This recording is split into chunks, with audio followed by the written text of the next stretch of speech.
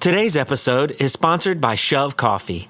Shove is a small coffee roasting company based out of Indianapolis, Indiana, with a primary focus on prioritizing people across the supply chain to create a more accessible, cooperative, and equitable coffee industry. You can check them out on Instagram under the name Shove Coffee, that's SHUVCOFFEE, or visiting their website, shovecoffee.com, for more info. That's SHUVCOFFEE.com. Hello, and welcome to Everything Remade, a podcast that I hope is about growth as much as it is about music. I'm Edie Quinn, and we have a great show lined up for you today. Before we get started, though, I'd like to remind you about our Patreon page at patreon.com/humanmachine, where you can go to sign up to read zines, get music sneak peeks, and so much more. That's patreon.com/humanmachine. And now, I'd like to play something for you.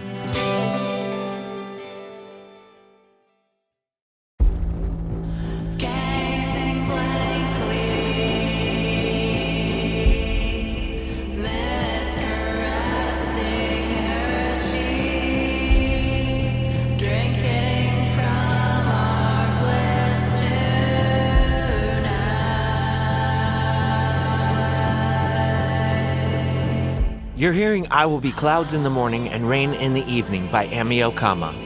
The song is the title track of the debut album of what is basically the solo works of my friend Aki McCullough.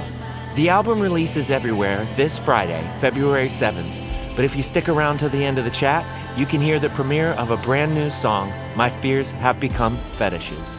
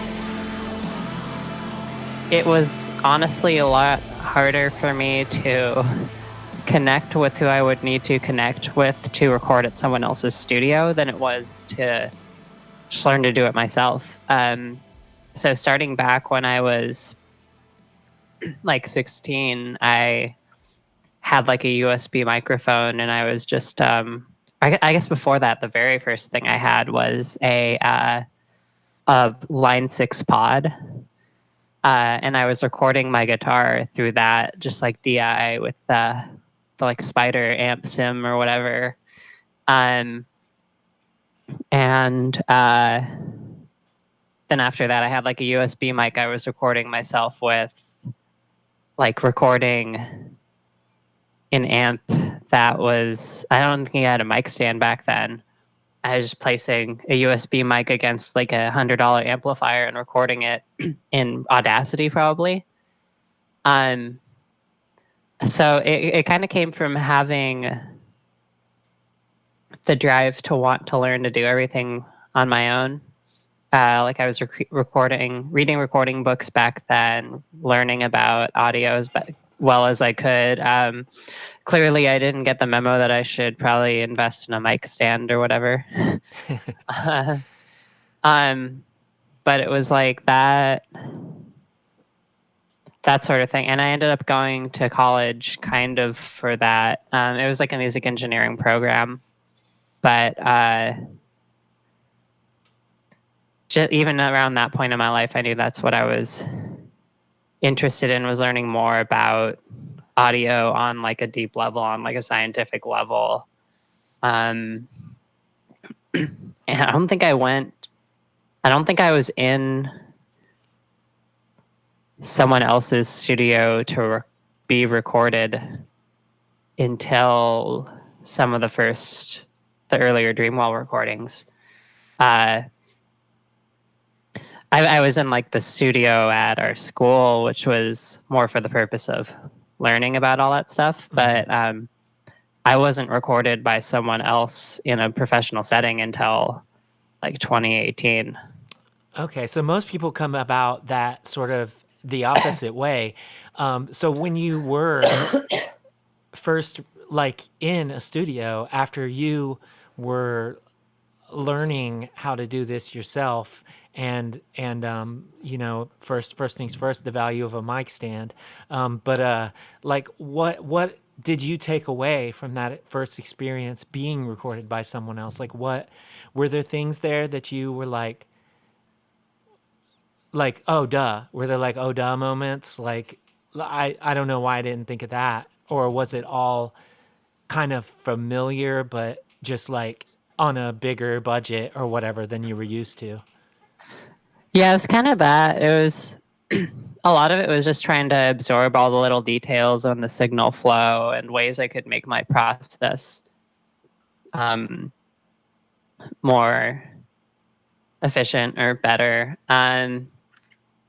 I was like, we were recording with Ryan Stack, and basically I told him like, hey, if you don't mind, like, I'm going to be annoying and ask a lot of questions. And he was really gracious about giving me the space to do that. So like he was giving me like recommendations for mics to use, and I ended up buying a lot of the mics that he was using on those recordings, especially for like drums.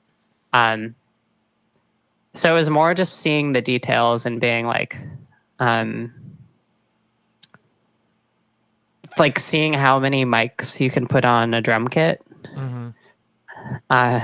Because I've never been a drummer. Everything I've learned about drums has been through James at Newhouse and through being an engineer. Really, I really need to learn how to tune drums still, but Yeah, I have the drum dial, and it it's a like, forbidden art.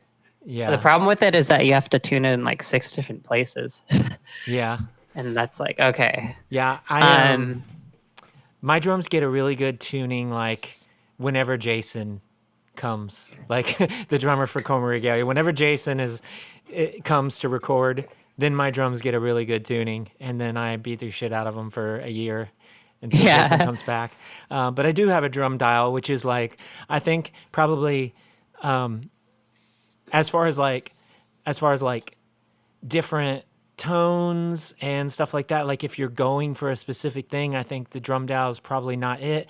But as far as like, do you want your drums to sound like, you know, presentable in a sort of middle of the field kind of way, like, this is the generic setting for every drum on every kit ever, like, just the median thing. Set this drum dial on there, and get the tensions right, and then you're that's a excellent place to start. So that's, I don't know, that's the only thing I know. And then like my problem is I'm always like, I put that thing on and then I'm like, they don't sound deep enough, and then I like basically detune them, and I don't know, people probably hate that, but I don't know, it's whatever. Yeah, I think probably, you know for an engineer, in most cases, it's probably like someone asking questions and being genuinely interested is better than the usual like don't put your beer on that, don't put your beer there, like sort of babysitting that I can remember some engineers doing when some of my bands went to studios and stuff. But yeah, I suppose that the journey from there to where you are now is a long one and lots of details. But like, you know, your bands and your projects have been so busy. It's wild how much I see you posting about working on other folks' records, and like, because I'm just like, how does she get like, how does she have like three things come out in October or whatever, like, and still mixing other people's records and stuff? It boggles my mind. But like this year, I suppose like I don't know if early in the year I can't really go back that far necessarily. Were there any things that your bands released early in the year, or was it all kind of like that was the time when you were working on everything and everything sort of like you toured so much as well, so it's just I don't know where to start with all that. Yeah, basically everything that came out this year. So yeah, what all did I? So there was the Dreamall split. There was the Constant Knowledge of Death album, which was kind of like our 10 years as a band revisiting everything. Okay, because And then I was gonna touch on that later, but like I I more or less was like I was listening to it and I'm like, this is a fucking album and a half. Like it's like 65 minutes. and it's like it's on one cassette. I was like, you fit that all on one cassette, and I forgot that 90-minute cassettes exist. So yes, you can fit that all on one cassette. But I was like, you listen to it, and obviously, like y'all's skills as like engineers are top notch. So you're gonna listen to it, and no matter where these songs came from, like it is it's an extremely cohesive listen. Like despite like thank you. all of the tracks in the parentheses, that's when I was like looking at this and I was like, I don't know what this album is. Like it's like appendix and it's like, revisions and annotations, or am I getting that backwards? No, that was right. And like it's like this is this mix, this is this person's mix, and y'all have like that band has so much sort of like lore and stuff anyway. I was about to use that exact word. That I was like, I was going through the list and I was going through the other Bandcamp pages like that the other albums were on, and I was trying to figure out like which thing is this from and which thing is this from, and I was like, I could have had like 4 more pages of notes just from like that. But so that album, from the outside looking in, it is sort of like a remix, remaster of different songs from various albums and eras of the band, and all like compiled to more or less like feel like a synergized like double album almost or something. Is that kind of what you were going for, or? Yeah, pretty much. We wanted to. There's like because we've like self-recorded, self-mixed, and mastered everything, and it wasn't until the last like 3 or 4 years that we really, with getting the volume of work that we do with the studio, just got a lot better at what we're doing. Mm-hmm. And especially with getting some of those older songs back in our set now that we're all in one place and playing live, there's just a lot of recordings where it was like, I wish we'd done that differently. Like, we just didn't really know what we were doing back then. And like, we could do like 5 times better than that in like 10% of the time this time. Okay. which is pretty much what we did. So was some Uh, of it like you just like this guitar doesn't work and you re-recorded it as well, or was it all strictly from original stems? it was mostly re-recordings. Oh, okay. So the first two tracks are studio re-recordings of a couple of Disfigure off of Volume 1 and Costa Hawkins, which was Volume 3B. So those are re-recordings and also rearrangements, really. They're both in different tunings. Costa Hawkins was slowed down a lot. Um, Completely different guitar tones. Okay. Uh, and then the next three were songs that we did full band live recordings in the studio. So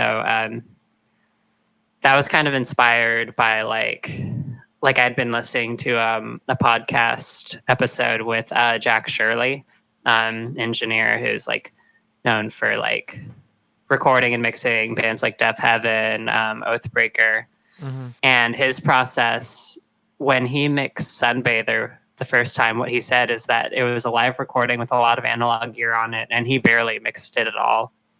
Um, Most of it was in getting that performance and getting like dialing everything in that he was recording with. So um, because those three songs, Stepping, Ash Winter, and Incineration, have been in our live set, we kind of wanted to capture that feel of it, and it gave us a chance to like flex that, or like to do like a practice run of live tracking bands if a band comes in and wants that. Yeah. To be able to get our isolation down, make sure we have all the number of inputs we need to do. We did overdub vocals for that. Yeah. Yeah. Um, yeah. I I I basically recorded our album Inspirata that way, and I mean I'm not on the level obviously of y'all or Jack Shirley, but like not it's like it's laughable to even imagine that, but it it it does it does make me think like I personally like I don't I stressed so much on that album with like what you're describing where you're like everything that goes in has to sound the way that like this has to be right going in, like has to be perfect going in, because at that time I'd only recorded myself like two or three times and so I was like it's got to be right going in because I have no idea like on the other end like the only thing I did on that recording, like,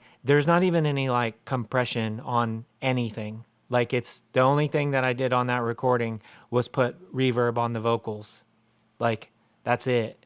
And, because I just didn't know, right? And like, Mm-hmm. when I listen to that album, I don't think to myself, like, oh, I would do all of this now. It's like, I guess probably because like I've heard it so many times, it is what it is, and like I'm very weird about that anyway. I don't like to, um, I don't like to revise. Like I'm weird about that about Coma Regalia. I'm not weird about that about other things for some reason, but with Coma Regalia, I'm like I don't want to go back and redo this. I don't want to because it's like a timestamp or something. But Yeah. Sometimes the best thing you can do is you're just trying to capture where you were in that moment. yeah, And so much of how that was created is part of it. yeah. But like my other thing is like where I was eventually going with this, and before I start rambling, but like is I personally would love to get back to like I spend more time before I hit the button and less time after, because that part is agonizing to me, not the Yeah. before. you know? And a lot of people like the recording, actually recording is agonizing to them, but like I love to record. I don't ever feel like I haven't like written songs like with other people in the room for so long that that's like not a thing for me anymore. So like I never feel like when I hit record, it's like even though the songs are already written, like that's like to me, oh, I'm writing the song now. Like even if I'm totally know what I'm supposed to play and I'm recording what I'm supposed to play, it feels kind of like that because especially once I have one guitar down and I think I know what the other guitar is going to do, that's when stuff starts germinating in my mind sometimes, you know, like and I really start going, but like I don't know. I would love to just get back to like I don't worry about the mixing part as much cuz like I'm mixing a bunch of stuff right now and I'm like, oh, like and I don't know. I suppose it's like it's not like that for you at all, is it? Because like that's what you do.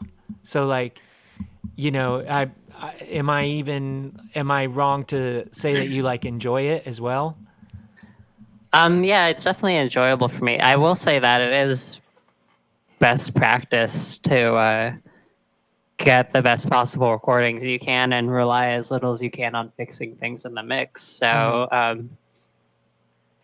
I think, if anything, the fact that I enjoy mixing so much and have, especially early on, I just didn't have very good means of recording and was less good at performing. So I kind of over relied on, oh, I can fix this in the mix, or like I know I can make this work later on. Yeah. Uh, Yeah. and it's really had to be a balance of like I can, like I've had to learn to balance it with getting recordings that I am happy with before I put anything on it, but also using those skills. Yeah. I'm not even in the position where it's like, oh, I'll fix this later. It's just like I don't like I just moved into this house a couple years ago and I was used to this other environment and I don't have the resources to like put like I don't have the resources to make this environment as like recording friendly as the other one. So it's kind of like sometimes it's like, oh, there's a lot of sort of like this sound here that I feel like I can't really do anything about. You know, like, oh, I'll have to do that later. You know, I'll have to find how to, you know, correct that. But like, what I really, you know, need to do is like probably just get my amps like sort of in another room that's smaller and actually has some carpet and, you know, and like, just try to isolate things more because this is like a big room with like the shitty like sort of vinyl flooring and I don't know. I mean, uh, it's like I like you can work with anything, but it's like I don't know. I feel like you know I'm still trying to get back to where I can just like plug something in and not even worry about it at all. I don't know. I've kind of done that with one recording and then immediately like I was like, oh, this bass guitar is fucking everything. Like it was just like I did this with this one recording where I was like everything that I do is going to be like kind of raw or whatever and then I put this like gnarly guitar distortion on the bass and I'm like the bass is fucking everything up. It's like stop, why do I do that? Like stop doing that. Stop thinking that the bass can sound like this. Like it just eats up like all of the real estate. Like there's no guitars in this. It's just like, oh, but I don't know. Anyway, you're you in October, Dreamwell also really had a new release. It was a split cassette with Death Goals, and those will be your last two songs with Dreamwell, correct? Yeah, there might actually be one more. Oh, okay. That's what I was getting at. Like, I didn't know if there's like, well, we recorded this many songs and only these got used, so there may be one more. Um, and you spoke briefly online about your reasons for leaving Dreamwell, and like, um, how it's kind of like there's just this performative aspect to people's like allyship regarding like trans musicians, and like how we're seen and how like we are just sort of talked around. And like I was curious, because I agree with everything that you that you said. Like, even if I sort of have my, like, I have a sort of different way that people react to me than what you're saying specifically. Like, I was wondering, because you didn't quit A Constant Knowledge of Death, I was curious, like, with those two projects, are you really, is it really like night and day as far as like the people that you play to and the sort of like areas um that you find yourself performing and stuff? Like, is it not, is there not a lot of overlap there? Are those two scenes like that different? There is a lot of overlap. I think the biggest difference is that, at least in terms of the live performance side, like A Constant Knowledge of Death is a lot more low stakes. So there's people in the band who can really only take like 2 weeks off of work per year. So it's like our touring is pretty limited to that time frame. Mm. So it's like, it's not like with Dreamwell, we played like 50 shows this year. It's a lot more low key with ACOD. Yeah, so it's like a limited exposure to that element, that like sort of undesirable Yeah. element of the places that you were playing and stuff. Yeah. And it's like when you like, I'm really thankful for the experiences I've gotten to play and tour regardless. I've had a lot of positive experiences in that. But like at the end of the day, that's like almost 2 months that I'm not working on studio stuff, which is already really hard to like get Yeah. by with. And there's so little potential for any band, especially a screamo band, to be sustaining themselves off of that. So a lot of that too is just like I needed to be able to focus on the studio and like putting more into that for a little bit. Yeah. Yeah, I part of what you were talking about, like with like how the support doesn't translate into like material needs. It reminded me of like, this situation that I was I don't know, shouting into the void the other day as well, where it's like I've been through the fucking ringer this year. Like, there's no, getting around that. And people in the scene have been there for me in a way that like I could never fully like express my gratitude for.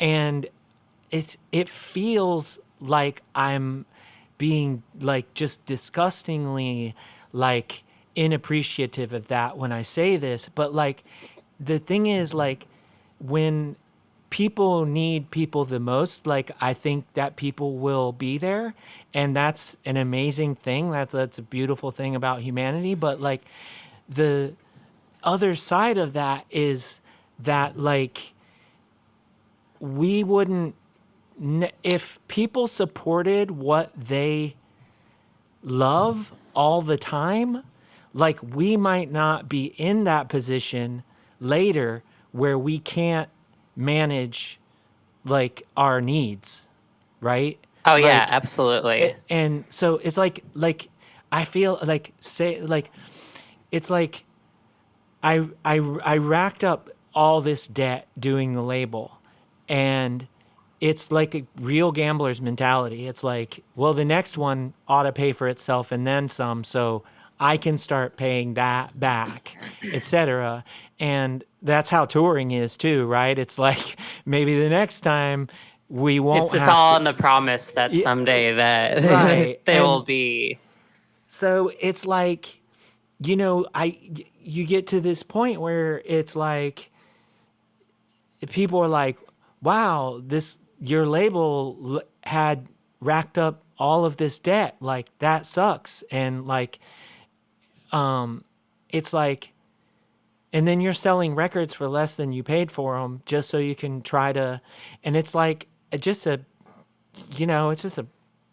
it's just an avalanche, just a repeating cycle of just things going downhill. And it's like I you have that thing where it's like you're like, I'm beyond grateful. I feel indebted to people for like the help that I've gotten and everything.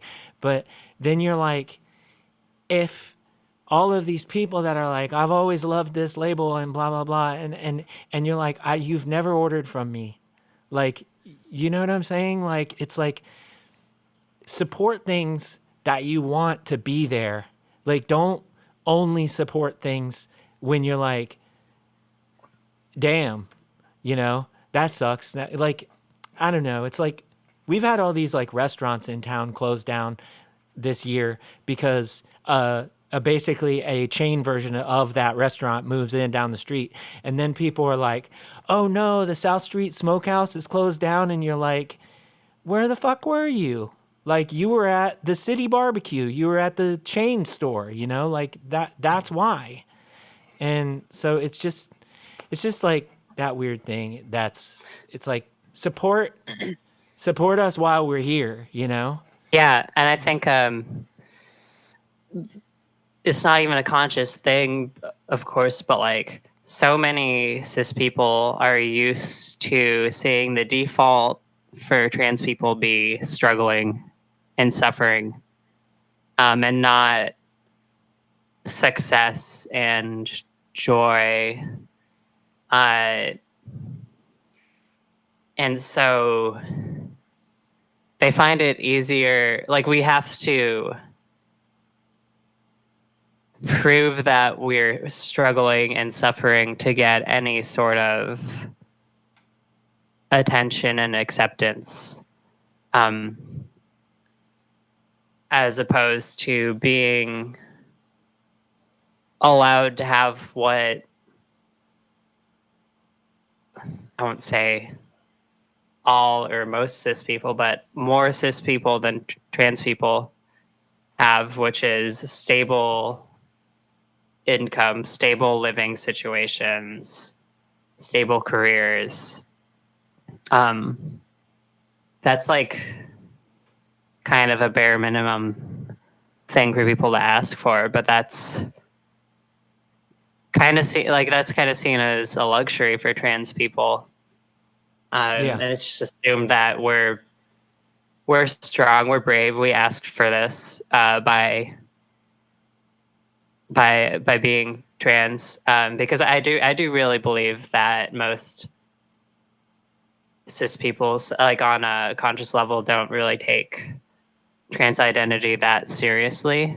They're just like, okay, yeah, I still like you regardless of you doing this like weird thing that I don't understand and aren't making an effort to understand. And because I'm making the effort to still like you, despite the fact kind of privately think you're a freak, Yeah. then I'm doing everything I can. Yeah. God forbid anyone do any internal work. Yeah. And it's like they think they don't realize how obvious it is that we're being treated that way. Because that's another part of it, is they think we're stupid, because like why would we pretend to be something that they think we're not, if we were intelligent? So they think if they can appease us and call us by our preferred pronouns and preferred names, then that's way more than we already deserve. Yeah. And they're the best people imaginable. And if they throw money at us when we're begging to pay for rent money, but God forbid they just Yeah. like support trans artists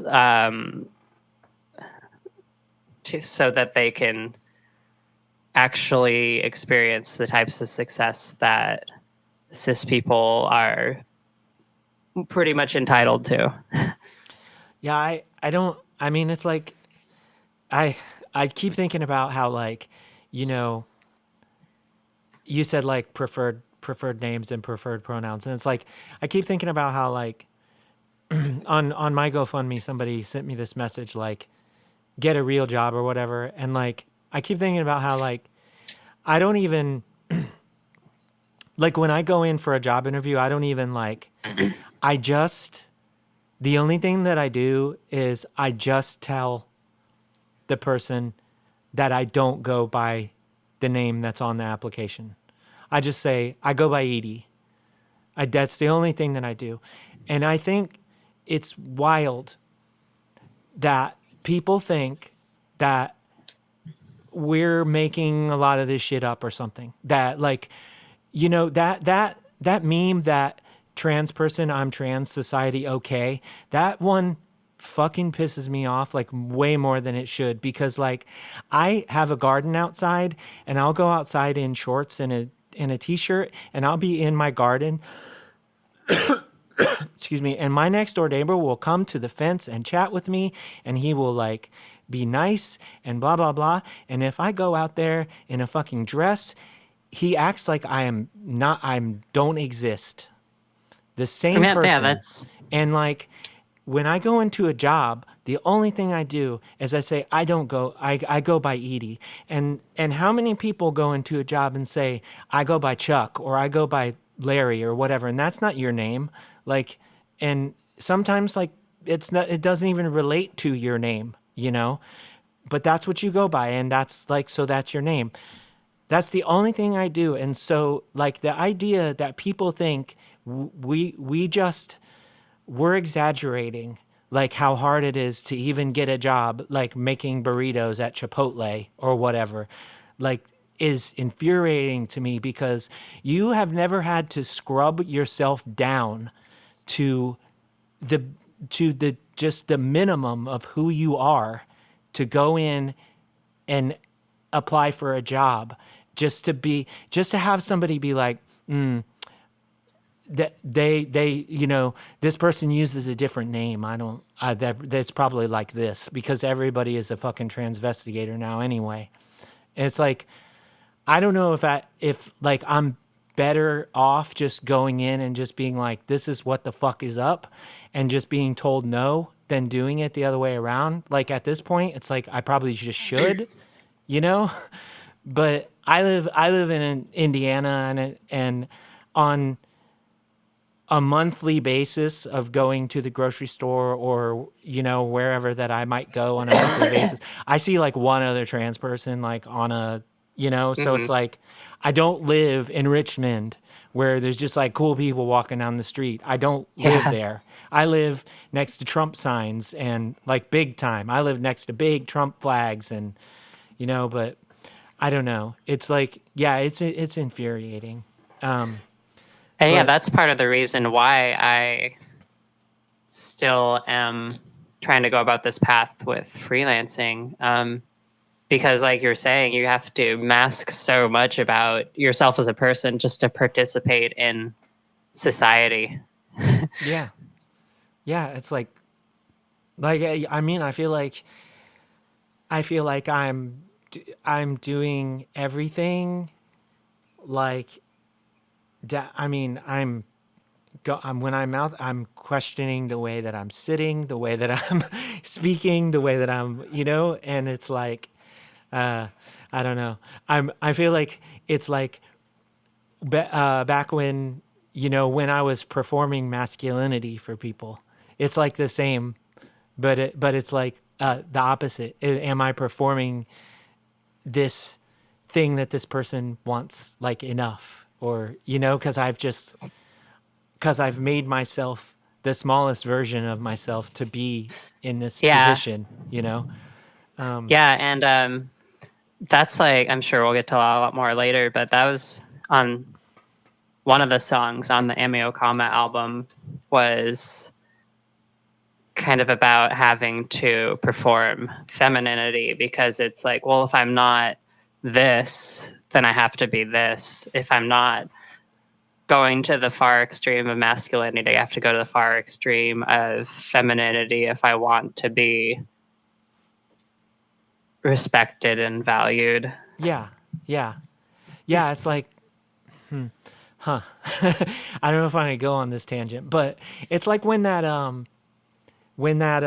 Love Lies Bleeding came out and everybody's shitting over the Kristen Stewart, like the photo shoot where Kristen Stewart was like really like masked up. And everybody's like, and you're like, yeah, a trans woman could not have done this photo shoot. Y'all would not think that's hot. Do you know what I'm talking about? Yeah, Yeah, because like because if we're not yeah, going to the far ends of femininity, then we're yeah. being questioned about if we're Like, well, are you doing really this though? right.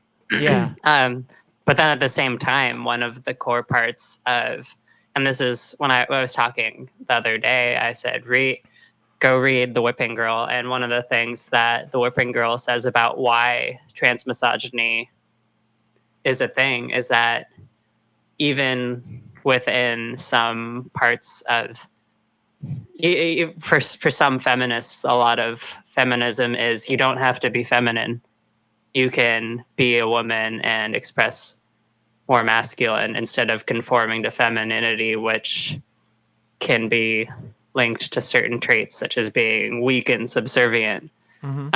Instead of saying, well, maybe you can be feminine and those traits don't have to be linked to it, and there's nothing wrong with choosing femininity. yeah, yeah, yeah. It's I don't know. It's a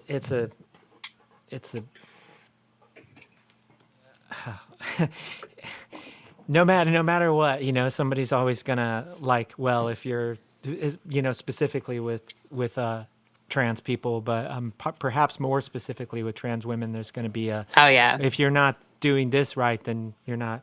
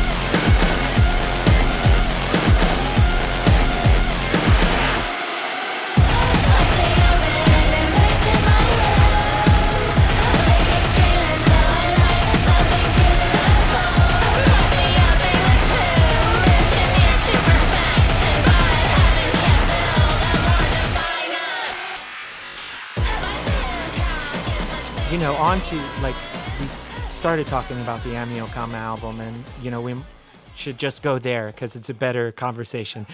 Um, but like this album, okay. As we're recording this, it's not out yet. We're gonna pick a date and we're gonna drop the episode based on all of that. But I have heard the whole thing, and I will say that I think that no amount of one or two singles is going to prepare people for what this album does, like musically. And I, I mentioned earlier about the constant knowledge of death, about how that felt really synergetic, despite being pulled from all these other eras of the band or whatever. But the Ameokama album, like it, there's a synergy there also that's undeniable. A almost a like a fluidity, and that album just like there's the production of it is seamless. Like it feels like so cohesive and like so intentional with where everything goes.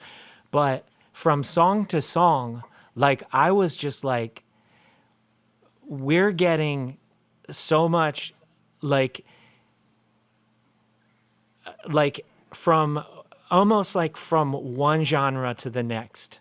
Like it really feels like it's just, it takes you until like, took me anyway, until like the fifth song or something to be like, okay, I think we're done sort of with like, these are the influences of this album, and now we're into like how they're gonna all more or less like blend together. And then it's just so like everything feels so intentional. And I just wanted to like, I want all that to sound like a compliment, because it is. And I know there's like, hasn't been a question yet, but it's like, the album overall, it's just like, it's really ethereal. It's beautiful. It's brutal. It's like, I mean, I don't know. It's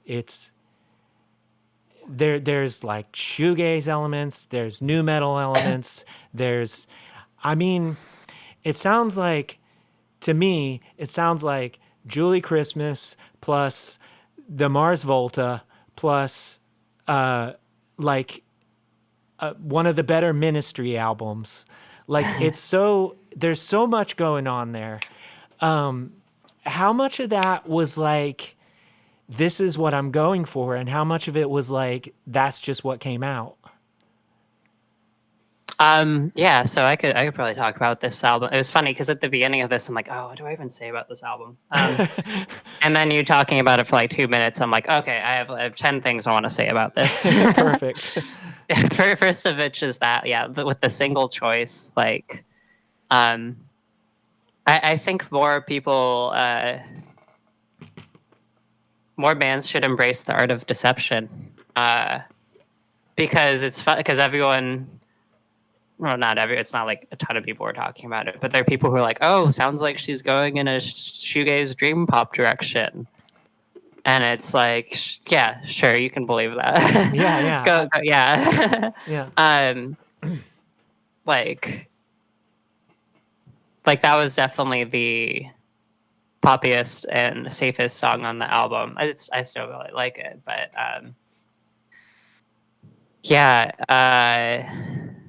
everything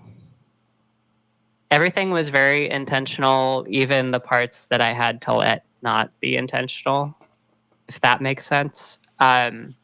So kind of the origin, there's several origins to this album. I guess I've always been somewhat interested in making a real solo album as a solo artist. Vivid Illusion did start as a solo project, but the only album I released solo was the first one, which was completely instrumental. For a long time, I've been, I guess, both afraid and feeling like I had nothing to contribute as a lyricist and a vocalist besides some harsh screams. And a lot of that really was gender dysphoria, because when I was listening to artists who were more solo artists or singer-songwriters, it was always like people like Chelsea Wolfe, like Julia Holter, Marissa Nadler, all who are women and express some version of femininity in their music. And I was like, well, I don't want to be just some dude writing some album about my life. That sounds stupid. Mm-hmm. So really transitioning kind of opened the door for that, for me to tap into that type of expression. And I still remember it was July 2021. I just put in my 2 weeks at my tech job that I worked at for 6 years, kind of taking the leap into freelancing. It was my last day of the job, and I was like driving to my like goodbye lunch, and I've just had like a lot of caffeine that day, and I think I was very hyped on like turning the page in my life. And as I was driving, I kind of just had this almost like a vision of getting the template for this album, where by the time I got to where I was going, I had a list of song titles and their track order. And that includes like a lot of like the first 3 tracks, My Fears Have Become Fetishes, Phantom Cock, and I'm Driving a Car. Where I was like, yeah, and this one's the heavy song, this one's the industrial song, this one's the dream pop song. That I kind of had all of that. I had that outline, but also those were all things I'd been wanting to explore for a while, because like when you're in your band with a whole bunch of people, it's harder to be like, yeah, let's try all of this that I want to try. Yeah. Yeah. And I think more bands should be willing to do that, really, because having one vocalist kind of brings it all together. It ties it all together in more ways than you'd think. And a lot of the bands that we like, a lot of really highly regarded artists do that sort of thing. And like heavy bands like Deftones has different styles and on every other song, or like groups like Radiohead are always trying different stuff. Yeah. You mentioned like the Mars Volta, like those bands, they have a core sound, but aren't willing to do drastically different things on each song. Yeah. It is a lot more challenging to bring that all together in the end, but I kind of had to let myself be like, okay, we're doing whatever. On this, we're doing whatever style that I feel like doing, regardless of whether it comes together in the end. Mm-hmm. Because I need to let myself do that, because because there's been so many times where I'm like, oh, I wish I was in a dream pop band and an industrial group and doing this in an ambient group and a noise group. Yeah. And there's only so many things I can do in this life. So it was like, well, this is my chance, because there's no one around to veto it. Yeah. So I got to give that a shot, regardless of people accept that in the end. Yeah. Well, I think that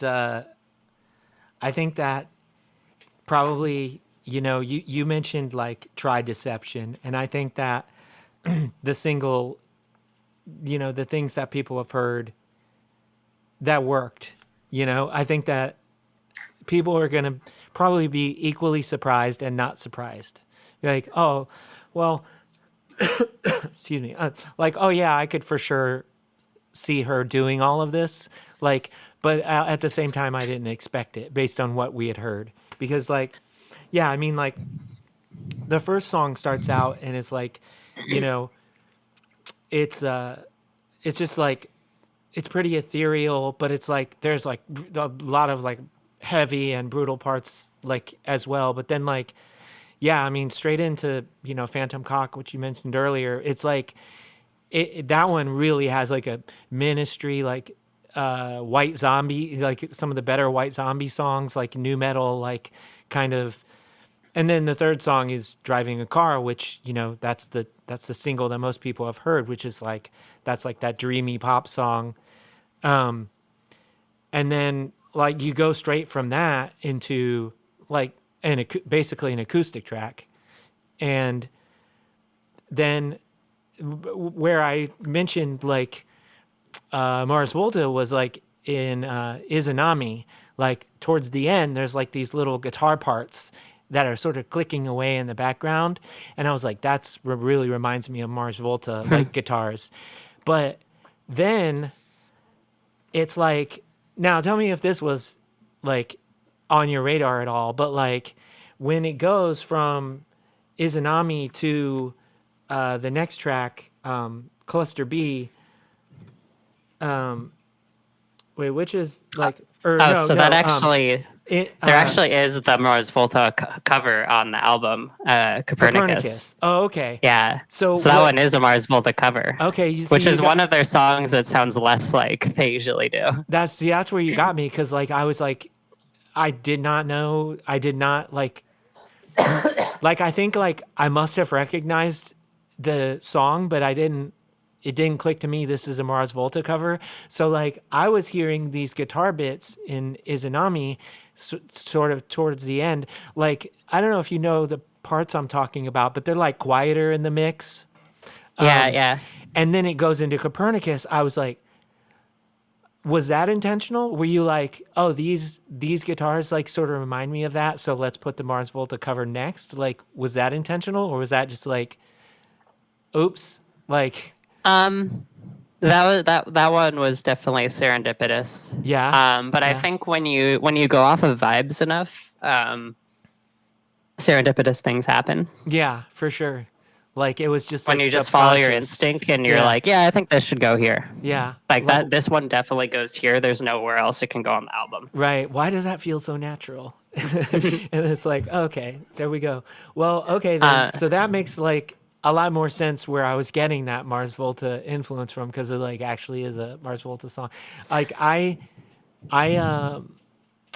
listened to, when the first Mars Volta album came out, I listened to it like an awful lot, and then each additional album, I will admit, I just was interested in a little less. But I think that's pretty common. And I kind of had an inverse experience because I got into them around 2012. Yeah. I was in college. I was doing a lot of drugs then. Okay. So were they. And I think they probably did more and more drugs. Because it feels like each album, like in a way, their discography is, to a degree, starts off where like At the Drive-In left off. Like there's still those elements of like punk in it. Yeah. And like post-hardcore. Is like, yeah. If all their songs sounded like that, they would have never lost me. But like, yeah, and then by Nocturnicate, it's like fully psychedelic. But what I'll say is that's actually one of my favorite albums by them. Partly because I got into it, like, when it came out, without having heard much of their discography before. So it really allowed me to have a blank slate. Mm-hmm. So a blank slate and a lot of drugs, listening to that album. Yeah. But one of the things I really picked up from it was their use of texture, especially Omar Rodriguez Lopez. And one of the things I relate with him on the most is I feel like he has a very love-hate relationship with the guitar as an instrument and how the guitar naturally sounds as an instrument. And I believe he said before that he's just trying to use the guitar and make it sound as little like a guitar as possible. And that's one of the biggest things I picked up from that album, especially, is I feel like by that time, there's so few things on Nocturnicate that sound like a guitar. And so many just like textures that I've kind of put into like this like mental library of textures. And that sort of things Yeah, it's influenced me a lot, where I don't really use synths. I just use really fucked up guitars. yeah, it's like I always think of some of the parts that I play. I always think it's like guitar as Foley. Like Yeah. I one song I was like, oh, and then I want this next part to sound like someone running down the street and clicking a stick on a metal fence, and so that's easy enough to do, and and that kind of playing, that aspect to playing has always like interested me so much. You know, like the first time when you hear pick slide, or the first time when somebody chimes above the like up by the tuners, you know, or like just all the different, like when somebody's like pulls the cord out of the guitar and touches the end of the guitar and gets that noise. Like the first time I heard that, and I'm like, oh shit, you can put all this weird shit into a song. Like hell yeah. And yeah, I don't so is there like there isn't an ideal like I want the guitar to sound like this. It's just what are all the ways we can make this, take what we have in this guitar and make it sound like parts of the audio landscape. I think it's a little bit of both. There was definitely times where I was trying to sound like certain things I'd heard before, and somewhere I was really just like in the zone and creating sounds. I do like a lot of the theme throughout the album is making like what would a guitar sound like if it was played by an alien? If it was someone who is so detached from the rest of reality and popular music and popular culture and what everyone else is doing, and just picked up that instrument and started making sounds on it. Or like did hear some of that music but filtered through a completely alien perspective. And that's it kind of goes along with a lot of the themes on the album of feeling alienated, of feeling so like we were talking about with being a trans femme in spaces that aren't like as welcoming to trans femmes, which is most spaces, and feeling like wherever you go, you're an outcast and an alien, and just wanting to create music that reflects that, where it's like, I'm not part of this, like sometimes you're like in a scene, there's a lot of bands that sound like each other and feed off of each other, because they're so close knit, and I think that's really sick and cool. But this album's kind of doing the opposite. It's like, what would sounds would be someone creating if they were like isolated from that and picked up a guitar, and trying to create that feeling of alienation, even in the guitar parts itself. Yeah, I mean, I think that people need to hear this album to believe it. It's I mean, it's wild. There's which,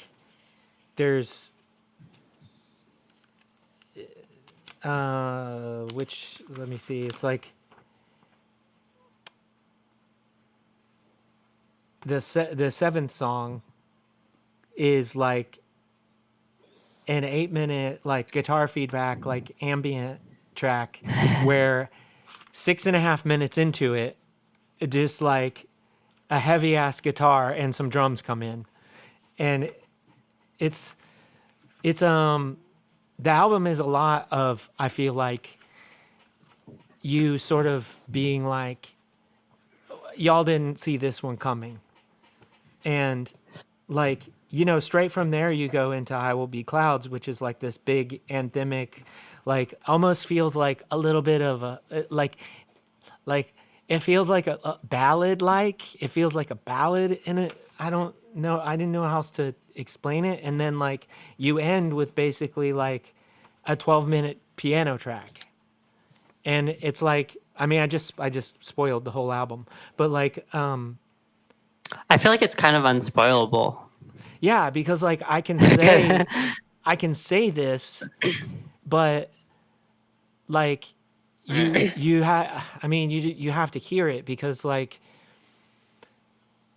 I don't I don't know. Sometimes like when you just tell people this is like, I feel like this way all the time, like when I'm talking about like comics or whatever, like, oh, this is a like this comic is about this thing. And so you say like the what it's about, right? And you can't capture it. You can't like, you sound dumb almost. Like you're like, that doesn't sound good. Like, why should I care about that? Like when you're just like, oh, and then there's an acoustic track and then it ends with this piano ballad. But like what you've done is like you've blended all these things so well, like with the production and the planning, that like it doesn't it doesn't it feels like there's a real through line. It's not like this is the acoustic track, this is the piano track.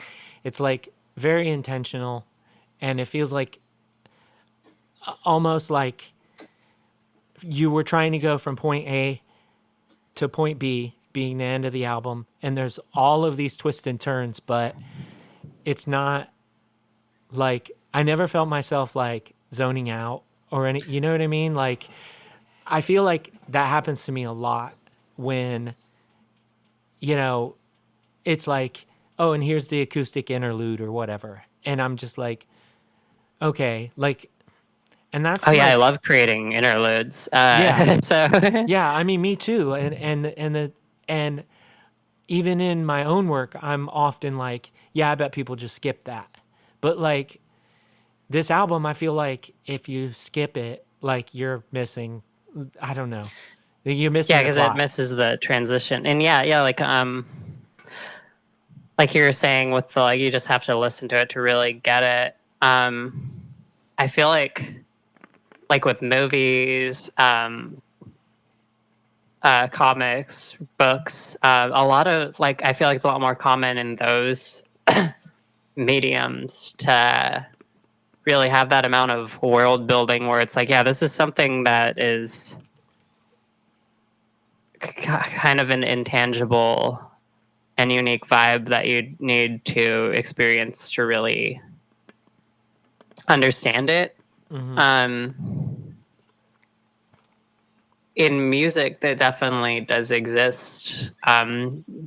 Maybe I just listen to a lot of music and spend a lot of time in DIY music, so it feels a little less common. But it felt like something I needed to be able to explore. But like, even with like Dreamwell's, like in my saddest dreams, as a member of that band, I was kind of trying to push for that too. Like I was always the one who was entrusted with like the sequencing and the transitions, ironically, and kind of adding those little like bits to give the recordings that like signature ambience. Yeah. And like I kind of wanted to lean into that even more to a more extreme level with this, just since it's because with like Dreamwell, it's like, well, this needs to be the band first and foremost, or with ACOD, this needs to be the band first and foremost. And then with this, I can let it be exactly what I want it to be. And be like, oh, I want to add this instrument? Sure, yeah. Yeah, who's going to tell me no? And I've always been fascinated too with albums specifically, like macro composition. Like I grew up listening to a lot more classical music, and one of the most like impactful classes I took. I never took composition classes in college, but one of the most impactful classes I took was history of the Romantic era, so like 19th century. And what I liked about that was that kind of the 18th century, the classical era, like Mozart, like Haydn, it was extremely formulaic, extremely grounded. And then in the 19th century, with Romantic music, you get like Berlioz and Schubert and Tchaikovsky, like all these people who are like batshit crazy, who are taking those forms that like Mozart and Haydn made and pushing them and turning them on their head, and putting their like psychoses and like mental illnesses that were probably undiagnosed and didn't make any sense to them into this music. And it's so big and grand, and even though they're kind of destroying these forms that were created in the century before it, it's still rooted in them to a degree. The big picture is still there, and that's what I like about, like, you get that with like songs that have verse chorus, but if you're just writing from song to song, you really miss that moment where something at the beginning of the album is informing how you perceive something at the end of the album. And that's not to say like this is even a concept album or through composed, but it was definitely meant to be that way, where the overall structure and arc of the album was very was composed, not even deliberate, like it was part of the composition. Yeah. Before Another you even interesting started, thing, you had that formula in place almost. yeah, because I had that outline that I got Yeah. in what I call like that vision. Was that, you said you were really caffeinated? Was that yerba mate, or because Probably, yeah, I yeah, imagine. I call that the yerba madness. Like, it's Oh yeah, yeah. You're just like you're seeing like on like 12 different planes of reality or something. I need a tolerance break because I don't really get that lately. I'm just like, okay, I guess I'm alive. Yeah. Yeah. And you also mentioned writing from point A to point B. It's actually interesting because I almost entirely wrote the album backwards. So it was almost from point B to point A. Okay. Was there a reason for that? Did you think that would like? I'm trying to. It was more just following the vibes and following what more felt right. Oh, okay. So I was saying I had that outline, and Okay. Because I think I that's had the idea of the ambient piece at the end, and that was the first one that I was like, I want to work on this. Like, I'm feeling inspired to write this one. Yeah. Actually, the one that was hardest to write was like the first track was the hardest to write, because I knew what I wanted, but I didn't know what I wanted. Okay. I knew I wanted it to be kind of like a heavier song. And I had like 2 or 3 versions of it, and I'm just like, I just don't care about this song. Like, it's just not. This isn't it. Okay. So Um, I was going to ask if most it was because you wrote it last. Were you struggling with like closure? I was struggling to have that feeling when you write a song and you're like, this is it. Yeah. Where you're just really, and it kind of ended up being a lot about what the song is about, is that feeling when you're really just like, of what the kids are calling it, locked in. Yeah. But I really feel like that's a thing where you're just like, you're acting purely on instinct and Yeah. purely on like, I have to do this and I know what this is, and it's all just spilling out, and you're just kind of like tunnel visioning over it. And that can happen with many different things. It can happen with creativity. It can happen with like, I try to touch on these a little bit in that song's lyrics, like channeling that energy and creativity and in sexuality and also in like violence, um, like acts of like justified violence. And that's kind of how the song ends. I think from the way I usually write songs, I find the idea of writing the album in reverse like really fascinating, and I should try that because like I have this thing where I'm always like I'll write the whole album like in 1 or 2 sittings, like just like a stream of consciousness, like a through line of thought almost. And it's kind of like when I feel like I'm getting to the end, like I'm building to that thing because like I think there's a really weird part of me that like that insists that the last song inform you that the album is over in one way, shape, or form, right? So like there's nothing to me. There's nothing more awkward than when like this album ends on a song that could have been like the second or third song, and you're like the that song was great, but like what happens to finish this thought that this album was supposed to have?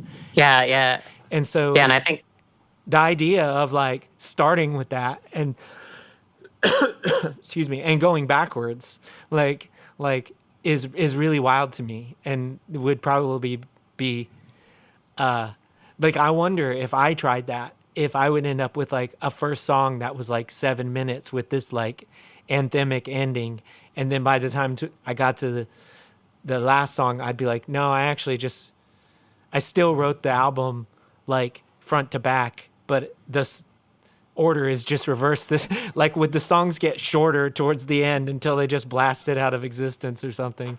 I don't yeah, know. and it was interesting with like Gila River, the last song. I actually improvised most of that. I like had kind of the main melodies and a structure in place, but a lot of it was just I just played the whole thing through 2 or 3 times until I had a take I really liked. I was gonna say like it's 11 and And a half that minutes. yeah, that outro where it's just kind of faintly tapering off, Uh-huh. like playing that and feeling like that was a really big, like an impactful ending to an album, Mm-hmm. but the rest of the album wasn't written yet, was interesting, but also made me have to like it set the bar for what Okay. the rest of the album had to be. Yeah, that's what I Um, was gonna ask, if it yeah, was sort of intimidating in a way. it was, and I wrote that song, and I wrote that song, and then I did a similar process and improvised a lot of what Cluster B was. And then I didn't write another song on the album for another year until the end of 2022 when I wrote I Will Be Clouds. So for a long time, I only just had those 3 songs, and I was kind of just trying to be like, all right, I'm not going to force myself to Mm-hmm. work on this. Like it needs to happen when it's going to happen. And I trust it's going to happen when it's going to happen. Yeah. And then one side effect from waiting till the very end to write My Fears was that I'd written all the lyrics on the album for all the other songs. Everything was pretty much recorded, and I was pretty much just like, all right, I don't have this one song. And so I knew the lyrical content for all the songs, and I actually have lines in My Fears that kind of like allude to the lyrics in other songs. Like there's the line, I was born bearing the fruit of death, which is an allusion to Izanami, which is about like the Japanese goddess of death who she dies and goes to the underworld and eats the fruit of the underworld, so she's doomed and can't come back. There's a few more that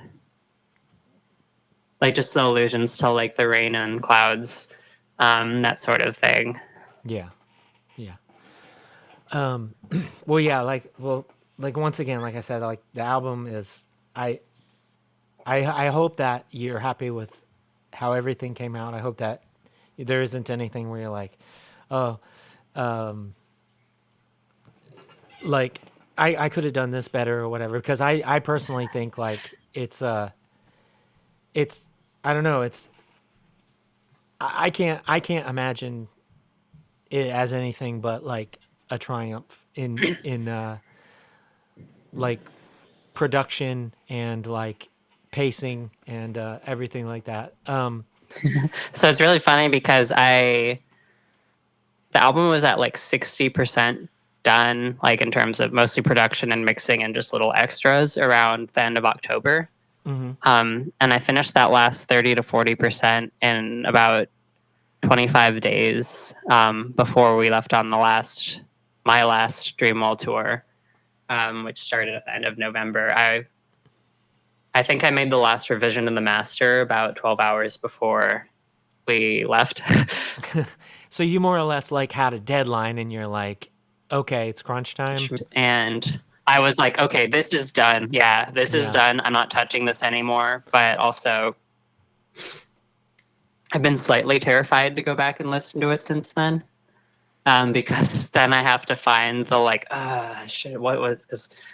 Like, was there anything where I was just so deep in it that I completely overlooked this? Like, I know overall that it's going to should make a really good impression on a listener, and that people aren't going to notice what I notice, but I'm still just like, afraid of having those moments of like, oh no, I forgot to put this little thing in there that I wanted to. Yeah. I feel like that's probably always the case, and there's always when we're doing this all ourselves, there's always the impulse to oh well, I could still do this, or that could go up a little, or that could go down, like to over tweak things, and so. And that's what you're talking about too, with like the volume of work that I've done, and like finding the time to do that, is that I can't be a perfectionist about any of it. Like at some point I have to be like, all right, that's that. It sounds awesome. This captures what we're doing, like what I wanted to do, like to a 90% level. And it's probably always going to be that 90% level, because the last bit of it will be applied to the next one. Because by the end of working on an album, I'm always going to have learned 100 different things and figured out 100 different things better that I could use to fix that album. Or I could write even better music and make the next one better, instead of trying to polish this one thing my entire life that never gets finished. Yeah. It's always if you don't finish it, then you can't move on to the next thing. But yeah. So the album's out February 7th. This will air either right before that or right after it. We'll see.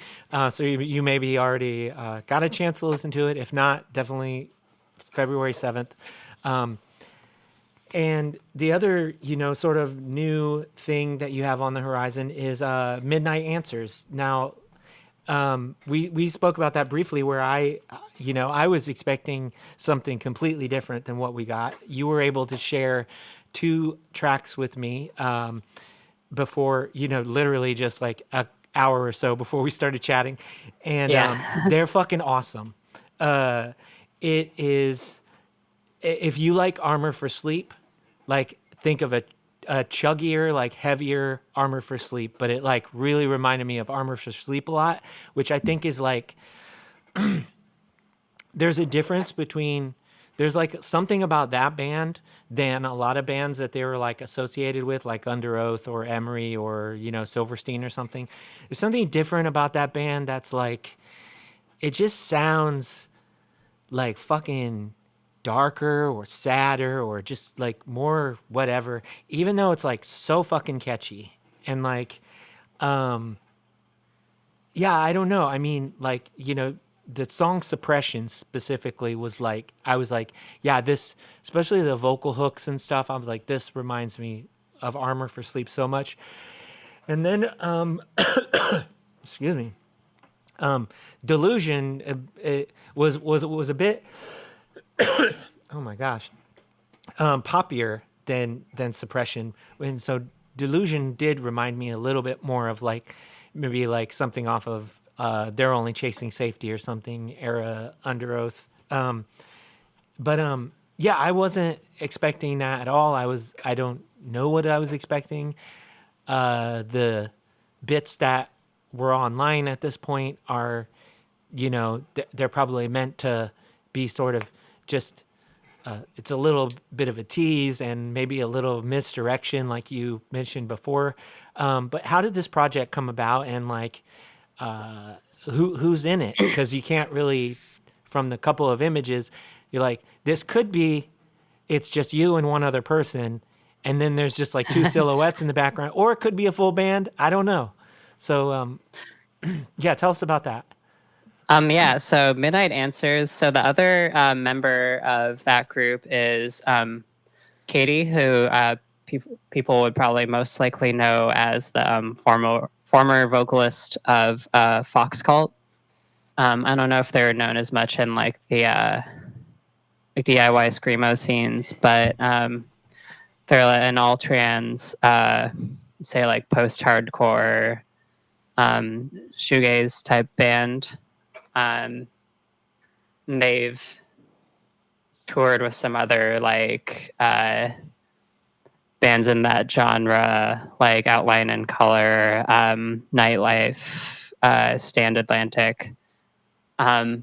So Katie and I originally met because she reached out to do an interview with me for a audio magazine, probably back in 2022. And so we kind of became friends through that, just having like the mutual interest of being audio engineers, like mix engineers, and being able to talk about that sort of thing. Like we have like a new house, like trans engineers group that we're both a part of. And then she ended up joining Fox Cult later that year in 2023, doing some releases with them, and then a couple months ago stepping away from that band. She'd already talked to me about how she had some other stuff she was working on that like wasn't for Fox Cult, that she'd wanted to finish and wanted to work on me with, and I was super down with that. So her stepping away from that band kind of brought that. Yeah, her stepping away from that band and me going through the process of stepping away from Dreamwell kind of brought that more to a higher priority in terms of both of us suddenly having a lot more free time and creative energy. Yeah. And you have like you're Started like working more on that in the last couple months. right. Your teaser for that says like something. Oh, where? Say I got 3 pages of notes here, and I can't find where. I actually didn't write the date down. The teaser for that says something about like I think it's January 25th. That what's planned for then? Is that like when you're dropping a Something, single? Something. something will happen. Okay. Well, I mean, the chances are that like this is going to Yeah, air after that. So yeah, yeah. There's some singles on the horizon, okay. and we're doing a lot of writing and recording in the next month or so for uh, something bigger than a couple singles. Okay. So essentially like the 25th, like that's when people are going to get a taste and then maybe some plans will be revealed at that point, but probably not all of them. But yeah, the couple of songs that I heard were fucking great. I can't wait to hear more. I'm definitely going to go and I had seen I had seen the name Fox Cult. I don't think I ever listened to them. There were for sure a lot of my friends that were in bands that had like Fox attached to it at the time. Oh So I was like, yeah, I was like, hard to keep track of. yeah. One of my friends was in a band called Fox Womb, and so I was like,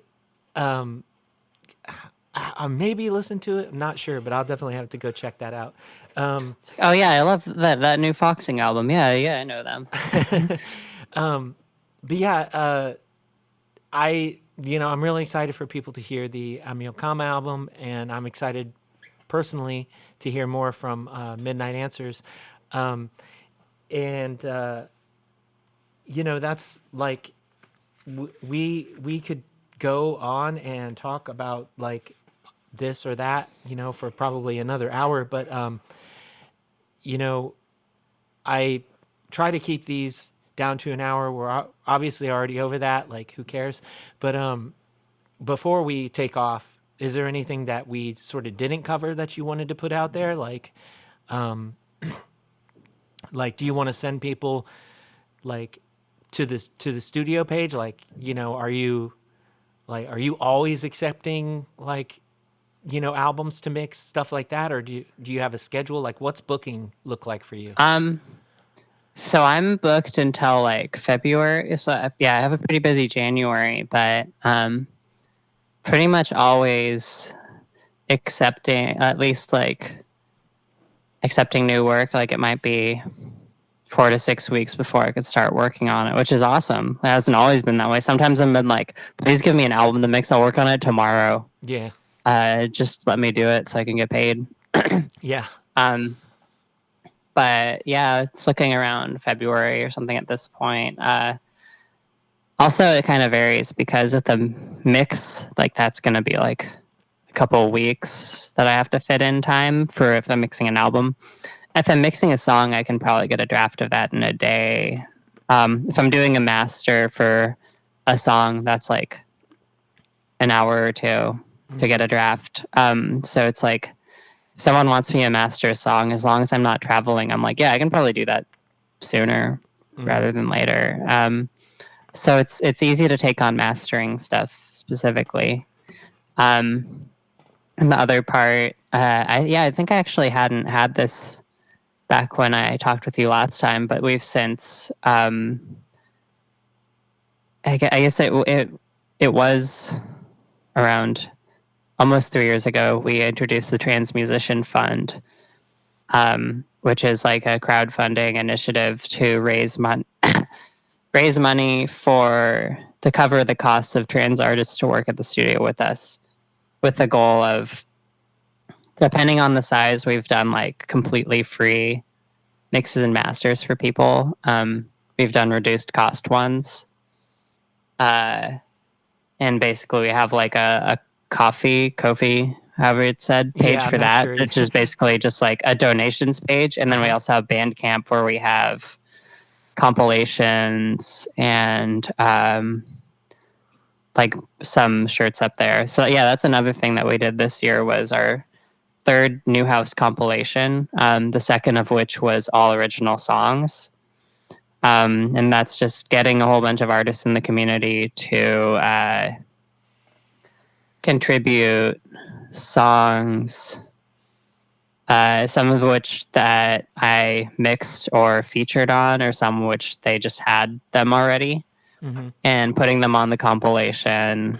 And James mastered it and releasing that. The one we did this year. Basically, we said it's $10 for the compilation. That base $10 goes to Doctors Without Borders, one of the few organizations where donations go directly to aid in war zones, and specifically in Gaza, which is under genocide from Israel. Yeah. And as much as there needs to be political action in addition to direct aid, the direct aid is also essential just to try to help people out there as much as possible. And so we were able to raise, I believe, $700-800 from the compilation for that.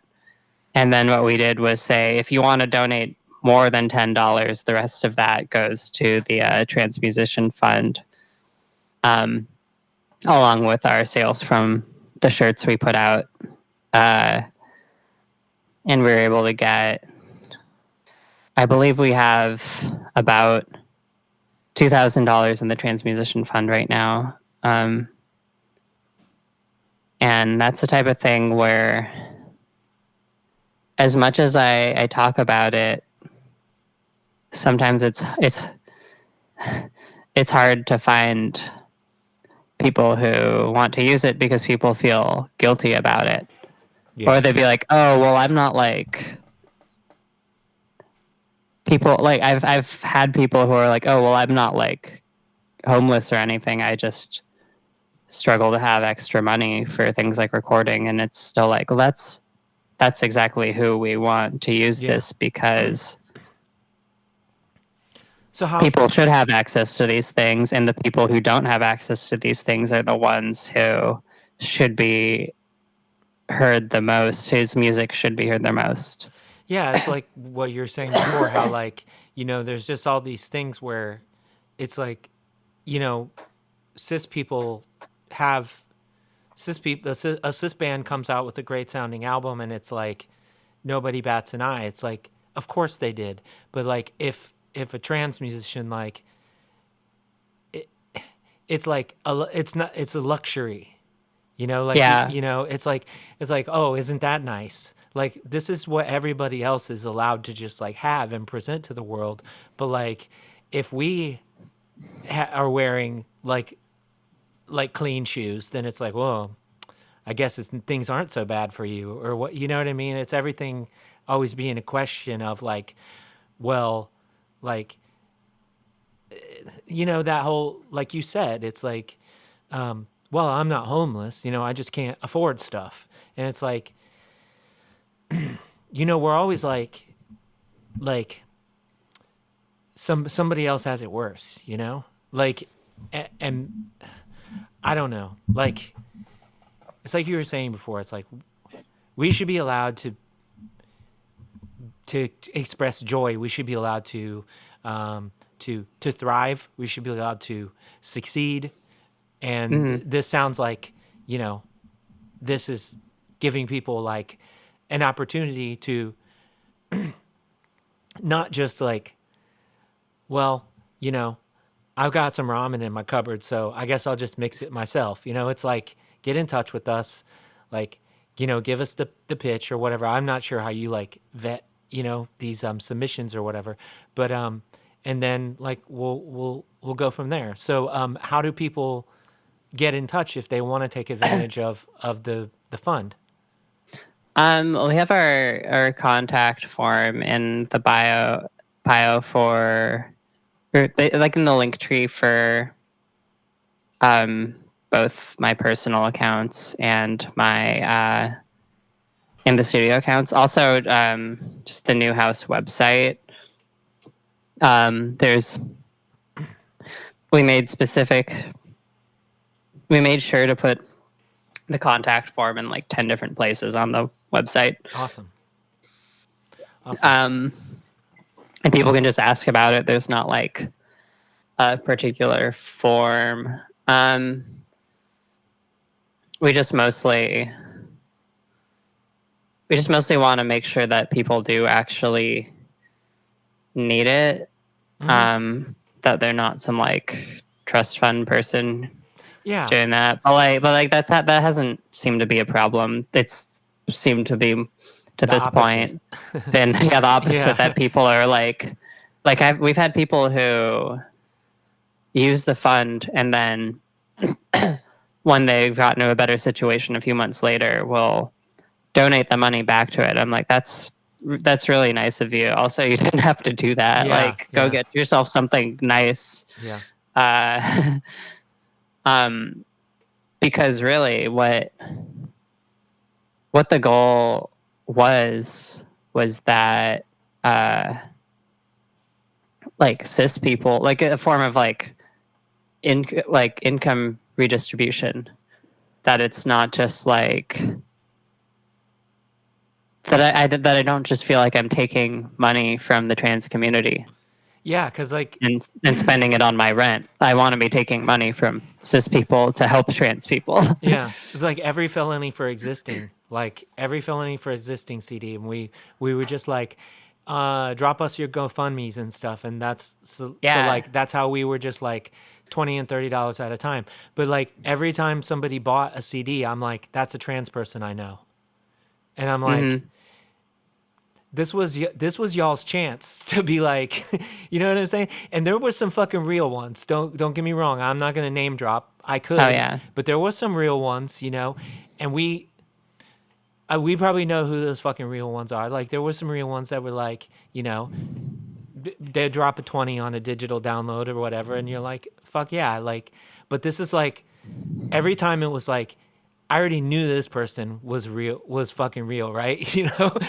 Yeah. Like I already knew that person was real. Like where's the rest, you know? But and it's like so much of the time, like cis people reach out and like, oh, what can I do to help? What should I be doing? And I'm like, I mean, I appreciate that willingness too. Like if you have nothing else, like do that. But like, then I have to be the one to like go dig up links and like have like a list of things on hand. And it's like, I don't know, just try to be like aware of these things, follow the accounts that do these things, pay attention, and like don't just do it because someone told you to. Yeah.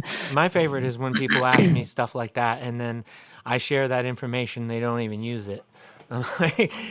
Like bands will literally hit me up and be like, hey, you kind of are on the, you know, you're on the level with some of this stuff. So like, what's some like trans, you know, organizations or blah, blah, blah that I can like, you know, and I'll provide links and then it'll just be like, we are giving the money from this thing to this other type of organization that's not trans related at all.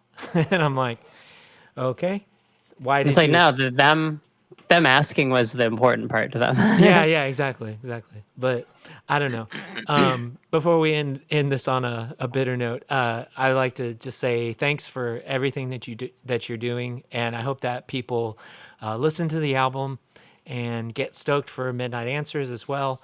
And you know, to trans folks out there, I want to, like, I put it in our podcasts, like stories all the time, but I want to say, you know, that advocating for yourself, like, is not fucking cringe. I'm tired of fucking this idea that like, if we want to put ourselves out there, like that we should be like in any way, shape or form, like humble about it or whatever, you know? I mean, like, that's fine to be humble, but like, don't just be like, I made this thing. It's probably okay. Like, check it out if you want to. If not, then like, that's fine too. I Yeah. guess like fucking come in my inbox right now. Show me your record. Like come on the show. Let's chat. Like our voices are important. And like there's like nobody else is gonna just like give us this. Like you know what I'm saying? We have to ask for it and we have to give it to each other. So like Yeah, yeah. and I'll say that too. Like, if you're a trans artist and you release something, like I don't have like an enormous platform, but like DM me, be like, hey, you said you would share this on this episode, and I'll be like, yeah, sure, I'll post something about that, and advocate not just for your own survival, but for your art, and sometimes to have a little treat. Sometimes I'll be like, hey, I'm really sick of cis people's bullshit, so somebody should get me takeout tonight.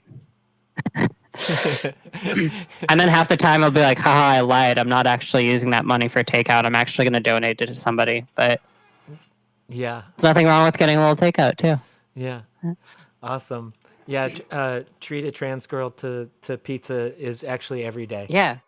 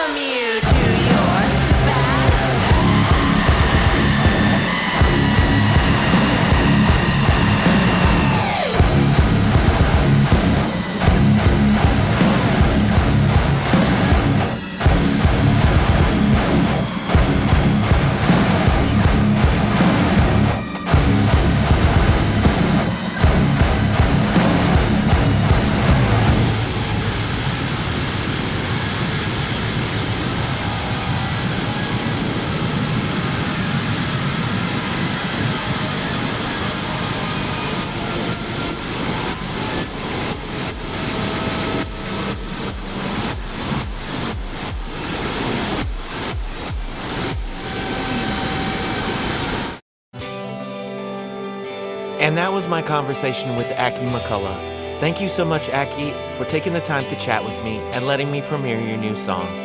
I had a blast. Thanks to all of y'all for listening as well.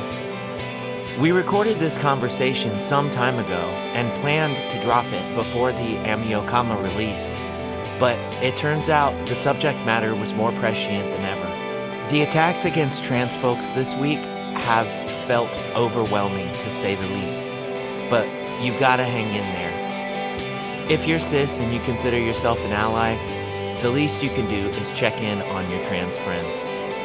And if you've got the means, look into some GoFundMes. There's lots of people that are trying to get things done before even worse laws are passed, and in some cases, trying to escape dangerous living situations and things like that. Until next time, take care of each other and do good things.